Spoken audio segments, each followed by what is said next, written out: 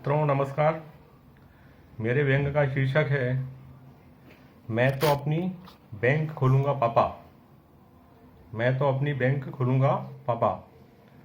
बाप ने बेटे से पूछा कि अब क्या करने का इरादा है। इतना पढ़ लिख लिया है तो कोई ढंग की नौकरी कर ले या अपना खुद का धंधा डाल ले, या तुझे शर्म नहीं आए तो खानदानी परचून की दुकान संभाल ले। बेटा बाप से बोला कि पापा सारे धंधे एक तरफ और बैंक का धंधा एक तरफ। अपन ने सोच लिया है कि अब अपन बैंक का धंधा करेगा, मतलब अपनी खुद की नई बैंक खोलेगा। बाप बोला कि पागल हो गया है क्या कि बैंक खोलेगा? इतना आसान है क्या बैंक खोलना? बैंक खोलने के लिए कोई पुराना बैंक भी किसी स्कीम में बेरोजगार को ऋण नहीं देता है, और तू बैंक खोलेगा कैसे? बेटा बोला बैंक खोलना कठिन है क्योंकि बहुत सी प्रक्रियाओं से गुजरना होता है, मगर एक बार बैंक खुल गई तो सबकी चांदी हो जाएगी। अरे पापा, आजकल बैंक खोलने के लिए किसी विशेषज्ञता की ज़रूरत नहीं पड़ती।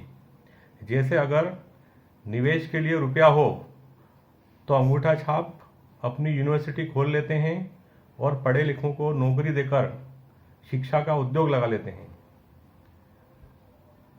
और आजकल तो अगर आपके पास दवाई की दुकान मतलब मेडिकल खोलने का लाइसेंस है तो आप कई डिग्रीधारी चिकित्सक को अपने मेडिकल की साइड वाली जगह में बैठाकर क्लिनिक खुलवाकर उन्हें भी रोजगार दे सकते हैं।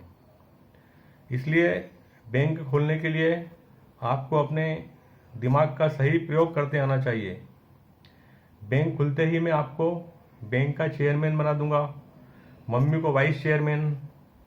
समझ लो, न घर में न रिश्तेदारी में कोई बेरोजगार बचेगा, सबको कोई न कोई पोस्ट मिलेगी।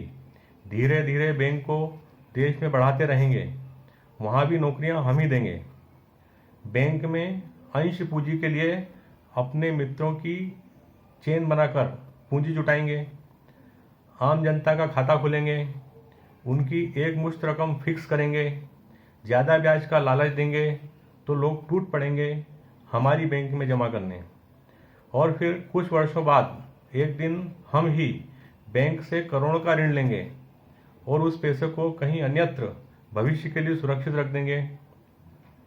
दूसरों को ऋण देने के लिए कमीशन भी लेंगे और सरकारी मशीनरी आंख दिखाएगी तो उनके बच्चों को भी ऋण बांट देंगे, क्योंकि बैंक में जो पैसा आएगा वो अपना कौन सा रहेगा। जिनका रहेगा वो दुगना करने के चक्कर में अपनी बैंक में ही रखे रखेंगे। बाप बोला कि अब वो दिन गए जब ऋण लेने वाले देश छोड़कर भाग जाते थे। अब तो व्यवस्था बैंक मालिक को पकड़कर जेल में डाल देती है और कड़ी पूछताछ होती है। बेटा बोला कि पापा, अपन इनके वालों की कोई पेंटिंग 2 की जगह 4 करोड़ में खरीद लेंगे तो ये अपने को ऋण नहीं, ऋण लेने वालों से जो डिफाल्टर होंगे उनसे अपनी वसूली भी करवाएंगे और उनकी संपत्ति जब्त करवाकर बैंक को मदद करेंगे।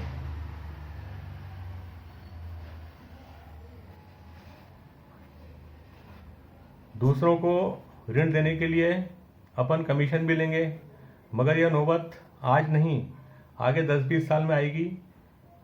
तब तक तो अपन जनता के पैसे पर मजे ही करेंगे।